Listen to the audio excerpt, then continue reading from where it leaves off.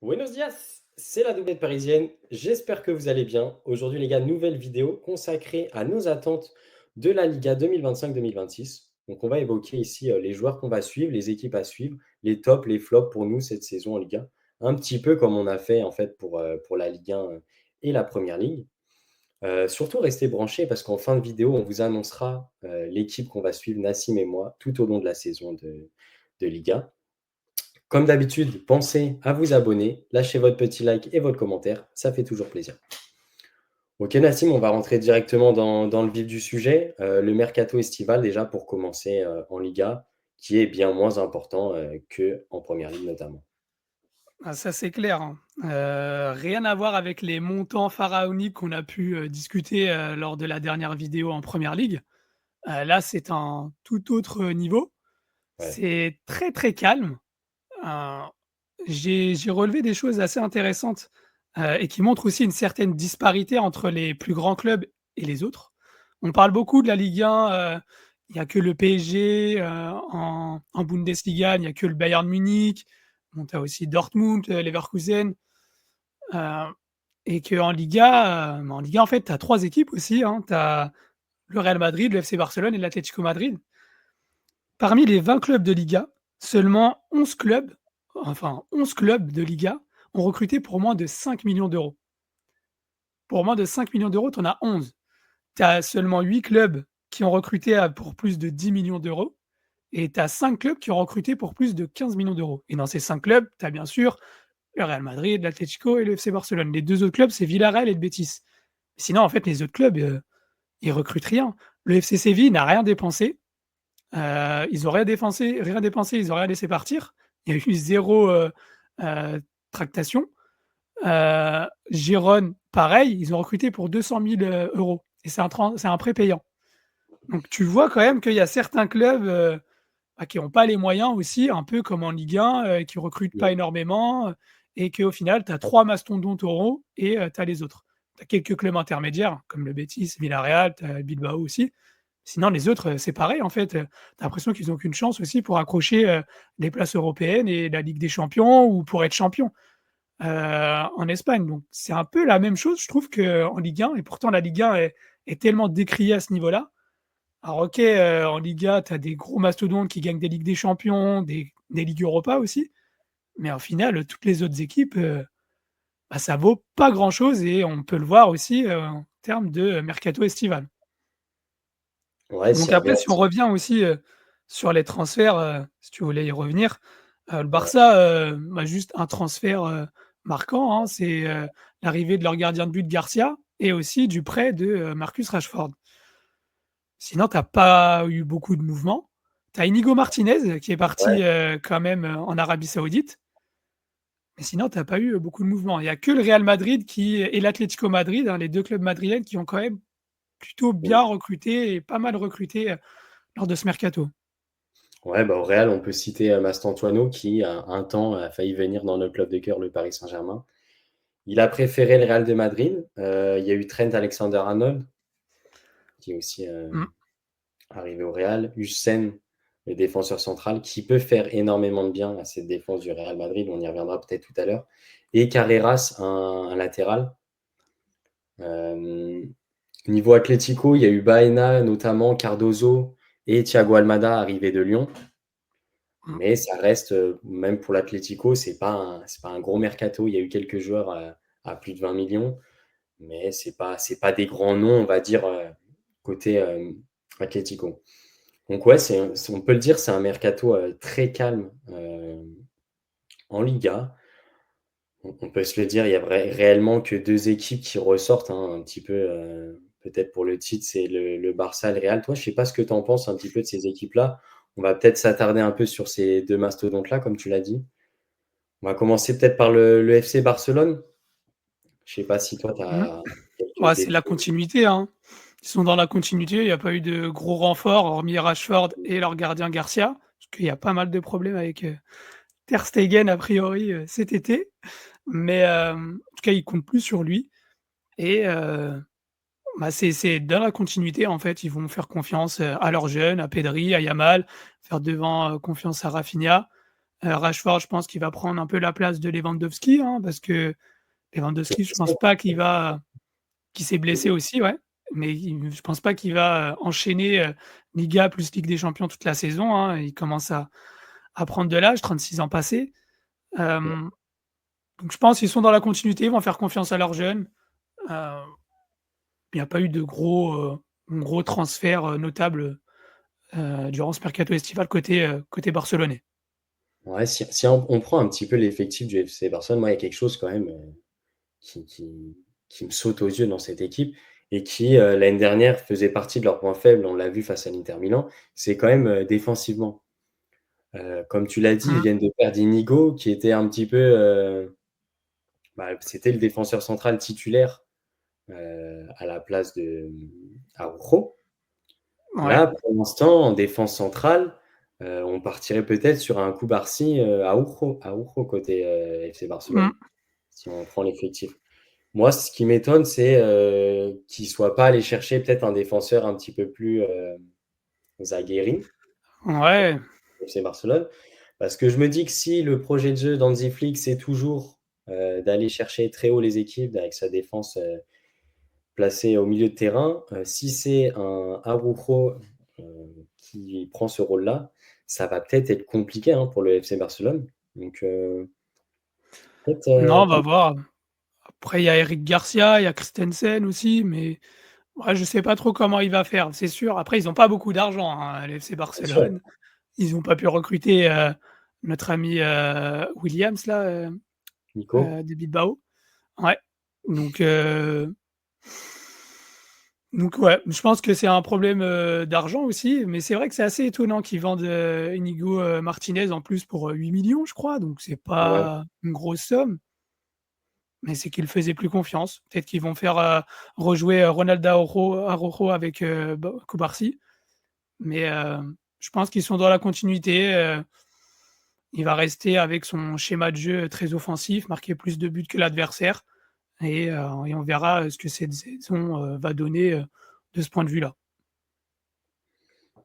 Ok, si on parlait un petit peu maintenant du Real Madrid, là, il y a eu Mmh. quelques changements dans ce mercato. Euh, Moi, ce qui me fait un peu peur pour cette équipe-là, encore une fois, c'est l'association des attaquants.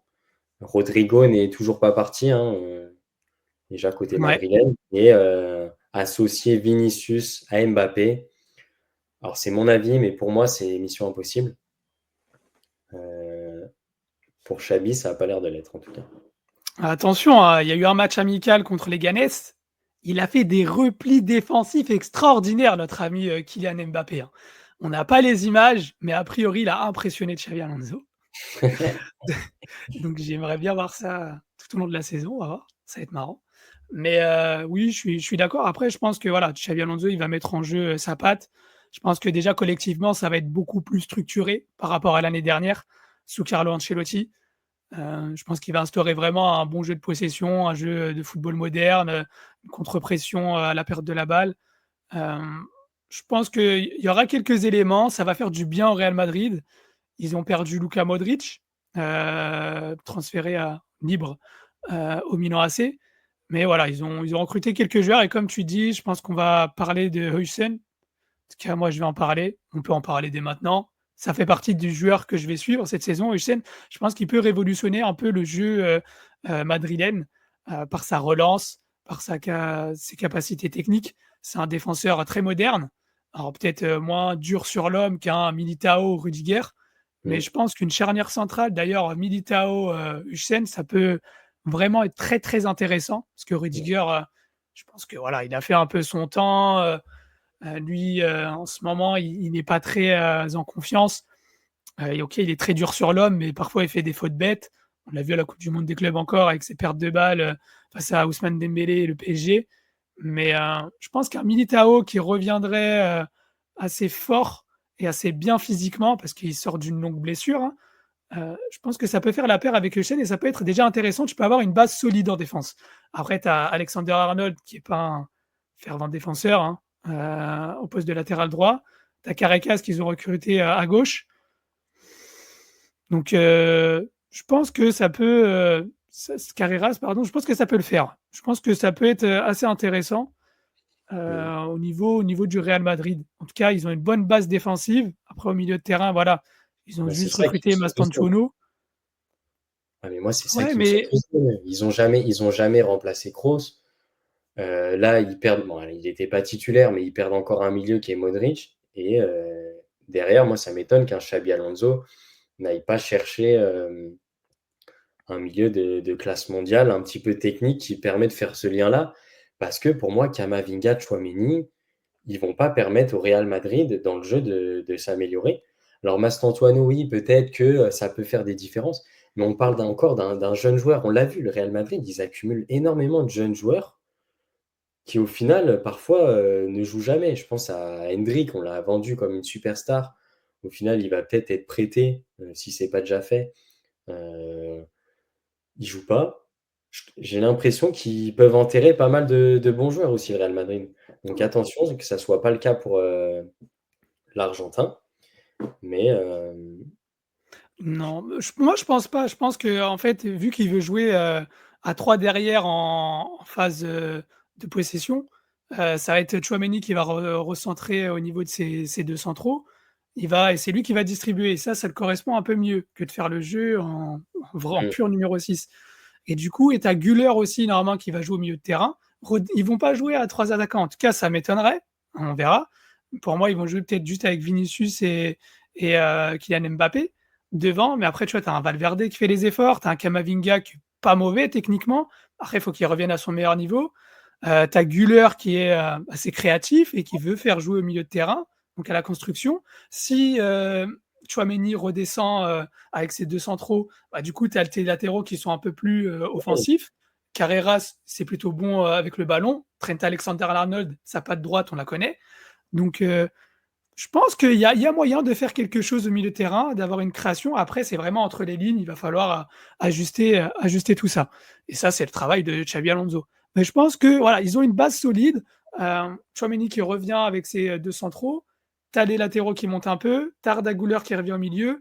Ça peut distribuer quand même. Je pense que voilà, tu peux avoir un collectif qui commence à avoir quelques automatismes en tout cas.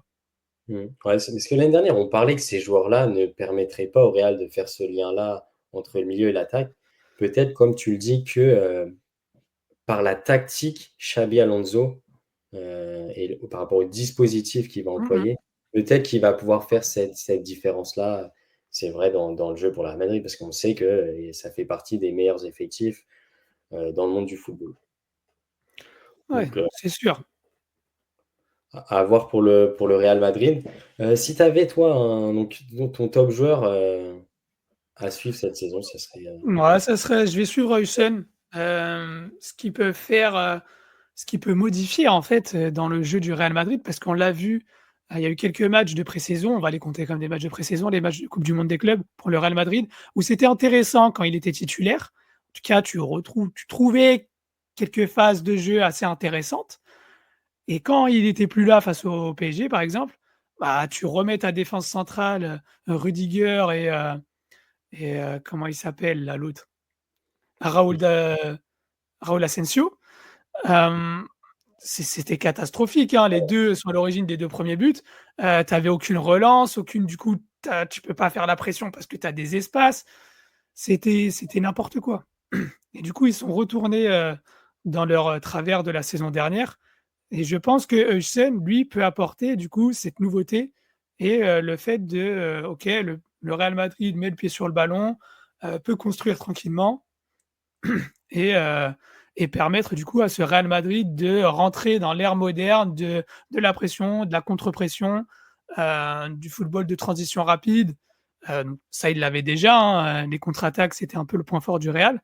Mais voilà et même les phases de jeu, plutôt posées, ça va être travaillé par Xabi Alonso et je pense qu'il peut apporter ça peut être la pierre angulaire de ce projet sportif-là. Hussein, je pense qu'il peut apporter, heu du football moderne et ce dont le Real Madrid, manquait la saison dernière, c'est-à-dire un peu de voilà, d'automatisme en repartant par derrière, avoir cette confiance balle au pied. Je pense qu'il peut t'apporter ça. OK, donc toi, ça sera un défenseur pour toi. Moi, Mmh. ça va être Lamine Yamal, hein, le joueur que je vais suivre cette saison. Je pense que ça peut être, son année à Lamine Yamal. En tout cas, on attend de lui qu'il prenne, ses responsabilités, au Barça et lui-même, en fait, le demande parce qu'il a récemment demandé à tirer les pénaltys. Comme tu l'as dit, Lewandowski, il est un petit peu vieillissant, donc peut-être qu'il sera un petit peu moins présent en attaque, ou même pas du tout sur le terrain sur certains matchs, pour qu'il puisse se Mmh mh. reposer. Il y aura toujours Rafinha, hein, qui est un joueur de classe mondiale prétendant au Ballon d'Or. Mais cette année, j'attends vraiment, Lamine Yamal, comme, le numéro 1 du FC Barcelone. Donc ça va vraiment être, moi, le joueur que je vais suivre, cette saison, en Liga. Tu avais un prono, toi, un petit prono fun ou quelque chose à nous indiquer, de croustillant sur cette, Moi, en termes de mon prono fun, bon voilà, c'est fun, mais c'est mais pas assez trop. réaliste quand même. Mbappé, mon meilleur buteur, ça voilà, mais Mbappé, 35 buts ou plus cette saison en Liga. Grosse saison Donc c'est attendue. quand même une grosse saison, 35 buts en 38 matchs, sachant qu'il va sûrement rater quelques-uns, mais je le vois bien mettre 35 buts cette saison, ouais. Parce que l'année dernière, il en a mis 31 en 34 matchs et pourtant il avait très mal démarré, hein, notre ami Kylian Mbappé. Il a très, très bien fini et je pense qu'il peut surfer sur cette vague et le fait que, collectivement, le Real Madrid sera mieux, je pense que Kylian Mbappé, ça peut lui profiter et il va pouvoir, peut-être avoir plus d'occasions et en tout cas être dans de meilleures dispositions pour, concrétiser, ces occasions-là qu'il va avoir. Donc je vois bien Mbappé 35 buts la saison dernière seulement en Liga. Ouais, bah, Et toi?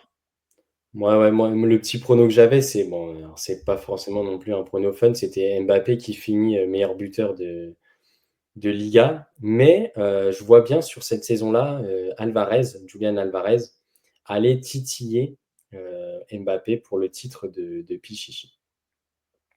Pichichi c'est, ouais Pour le titre Pichichi. de oui, c'est ça. Ouais, ouais, OK. Donc OK. voilà Ouais. et moi, j'ai un flop dont je voudrais parler, maintenant. Mon flop cette saison au Real Madrid, c'est bien lui, c'est Vinicius Junior. Je vois encore, une fois Vinicius flopper, cette saison, au Real parce que je l'ai dit et je le redis, pour moi l'association des 2, elle est pas possible. Je ne les vois pas, s'entendre, je ne les vois pas partager les buts.